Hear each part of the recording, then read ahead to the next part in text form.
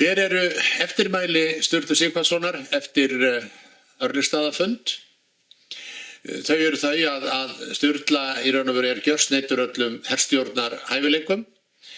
Hann afskaplega ákvarðanafælinn og virðist missa kjarkinn á ögurstundu og hann sýnir það hvað eftir annað. Hann sýnir það náttúrulega við Apavatnsfund þegar hann einhvern veginn missir kjarkinn og getur ekki ákveðið hvað hann ætlar að gera og tekur kolrangar ákvarðanir.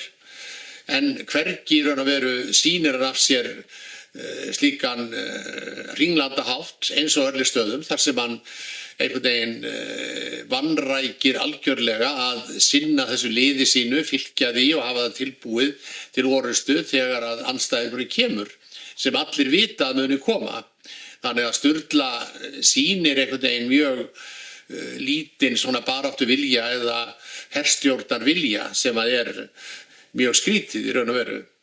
En kannski hann blindaður af velgengni og blindaður af öllu þessu hrósi sem hann fengið, öllu þessu væntingum sem til hans eru gerðar, hvað hann sé mikill vígsterkur, hvað hann sé mikill snillingur og það það sem að fellir hann síðan. Það drambið og hrokinn og ákvarðanafælnin.